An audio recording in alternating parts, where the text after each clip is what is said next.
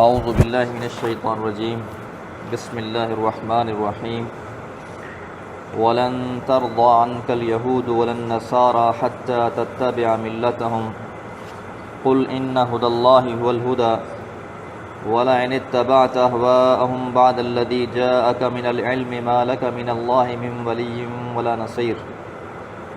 الذين آتيناهم الكتاب يتلونه حق تلاوته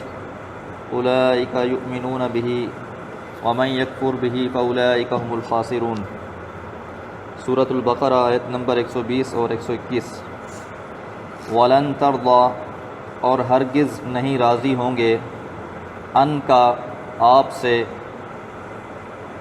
الیہود یہودی ولن نصارا اور نہ ہی نصرانی حتیٰ یہاں تک کہ تتبع آپ صلی اللہ علیہ وسلم اتباع کریں ملتہم ان کے دین کی۔ ایک طرف تو نبی مہربان صلی اللہ علیہ وسلم کی چاہت تھی کہ چاہے یہودی ہیں، چاہے نصرانی ہیں، چاہے مشرکین مکہ ہیں، جو بھی ہیں سب کے سب ایمان لے آئیں، اور ایمان اس لیے لے آئیں کہ ان کی آخرت بہتر ہو جائے، وہ جہنم سے بچ جائیں اور جنت کے راہی ہو جائیں۔ جس طرح نبی مہربان صلی اللہ علیہ وسلم نے ایک حدیث مبارکہ میں ارشاد فرمایا کہ ایک گڑھا ہے اور لوگ اس میں گھر رہے ہیں، اور میں ان کی پشت سے پکڑ کر انہیں پیچھے گھسیٹ رہا ہوں، انہیں کھینچ رہا ہوں، ایک کو پکڑ کر لاتا ہوں تو دوسرا اس گڑھے کی طرف بھاگ رہا ہے، یعنی ہر انسان جہنم کی طرف جا رہا ہے، اور میری چاہت یہ ہے کہ میں انہیں اس سے بچا لوں۔ تو آپ کی چاہت تو یہ تھی، لیکن اللہ تعالیٰ ارشاد فرما رہے ہیں کہ آپ سے کبھی بھی یہود و نصارہ راضی نہیں ہوں گے، کیونکہ جو انہوں کے دلوں میں بغض اور عناد ہے وہ اس کی وجہ سے آپ سے کبھی راضی نہیں ہوں گے۔ تو جب نبی مہربان صلی اللہ علیہ وسلم جیسی مکمل ذات اور ہستی سے یہ یہود و نصارہ راضی نہیں ہو سکتے، تو آج کے مسلمانوں سے یہود و نصارہ کیسے راضی ہو سکتے ہیں؟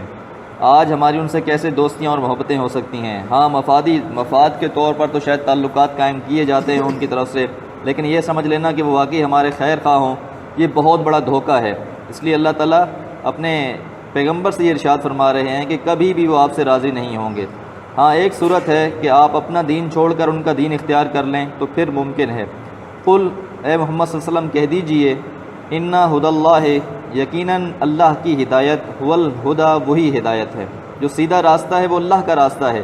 ہدایت اللہ کی طرف سے ہے، وہی ہدایت ہے۔ وَلَئِنِ اتَّبَعْتَ اور اگر آپ نے اتباع کی، آپ نے پیروی کی، اہواءہم ان کی خواہشات کی، یعنی اللہ کی ہدایت کے مقابلے میں آپ نے یہود و نصارہ کی خواہشات کی پیروی کی، بعد الذی بعد اس کے کہ جاءک آ گیا آپ کے پاس، من العلم علم میں سے، یعنی آپ پر وحی نازل ہو چکی ہے، آپ کو علم حاصل ہو چکا ہے، اب بھی اگر آپ یہود و نصارہ کی اتباع کریں گے، ما لکا نہیں ہوگا تیرے لیے، من اللہ اللہ کے مقابلے میں، من ولی کوئی بھی ساتھی، ولا نصیر اور نہ مددگار، یعنی اللہ کے مقابلے میں کوئی بھی نہ تو پھر دوست ہوگا اور نہ ہی کوئی مددگار ہوگا۔ اب یہاں پر دو چیزیں بیان کی گئی ہیں، ایک تو اللہ کی ہدایت ہے اور دوسری خواہشات نفس ہیں۔ اگر کوئی بھی انسان اللہ کی ہدایت کو چھوڑ کر خواہشات نفس کا بندہ بن جاتا ہے تو پھر ایسے شخص کا ٹھکانہ جہنم ہے۔ ہر انسان کو دیکھ لینا چاہیے کہ جو میں زندگی گزار رہا ہوں کیا وہ اللہ کی ہدایت، اللہ کی کتاب، نبی مہربان صلی اللہ علیہ وسلم کی زندگی کے مطابق ہے کہ نہیں۔ اگر ہماری زندگیاں قرآن و سنت کے مطابق ہیں پھر تو بہت اعلیٰ ہے، لیکن اگر ایسا نہیں ہے اور ہم اپنی زندگی اپنی خواہشات کے مطابق گزار رہے ہیں تو پھر یقیناً یہ بہت بڑے گھاٹے کا سودا ہے۔ اس لیے نبی مہربان صلی اللہ علیہ وسلم سے بھی یہی بات کی گئی ہے، کیونکہ دنیا میں جو دوستیاں ہیں، تعلقات ہیں، یہ بڑے عارضی ہیں، اور ہر انسان کو خاص طور پہ روز قیامت ایک ایسے تعلق کی ضرورت ہوگی اور ایسے ایک مددگار کی ضرورت ہوگی، اور وہ صرف اللہ کی ذات ہے، اور وہ تبھی اسی صورت میں ممکن ہے جب انسان اللہ کی ہدایت، اللہ کے بتائے ہوئے راستے کو اختیار کرے گا۔ الذین آتیناہم الکتاب، الذین وہ لوگ، آتیناہم ہم نے دی ان کو، الکتاب کتاب، یتلونہ وہ تلاوت کرتے ہیں اس کتاب کی، حق کا تلاوت ہی جیسا کہ اس کا حق ہے تلاوت کرنے کا۔ تو حق کیا ہے تلاوت کرنے کا؟ اصحاب رسول کی رائے آیت مبارکہ کے بارے میں حضرت عمر فاروق رضی اللہ تعالیٰ عنہ فرماتے ہیں کہ حق تلاوت یہ ہے کہ جب جنت کا ذکر ہو تو انسان اللہ سے جنت کا سوال کرے، اللہم انا نسألک جنت الفردوس، اور اگر جہنم کا تذکرہ ہو تو انسان اللہ سے جہنم کی پناہ مانگے۔ اور حضرت عبداللہ بن مسعود رضی اللہ تعالیٰ عنہ فرماتے ہیں کہ حلال اور حرام کو جاننا، یعنی انسان کو پتہ ہو کیا چیز حلال ہے کیا چیز حرام ہے، اور کلمات کو ان کی جگہ پر رکھنا یعنی ٹھیک طریقے سے ادا کرنا، یہ حق تلاوت ہے۔ اور حضرت حسن بصری رحمہ اللہ فرماتے ہیں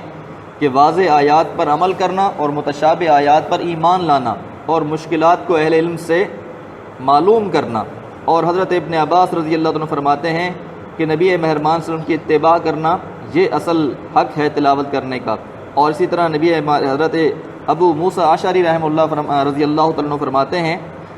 کہ جب قرآن مجید کی آیات کی رحمت کی آیات آتی تو نبی مہربان صلی اللہ علیہ وسلم رحمت کا سوال کرتے تھے، اور جب عذاب کی آیات آتی تھیں تو اللہ سے پناہ مانگتے تھے۔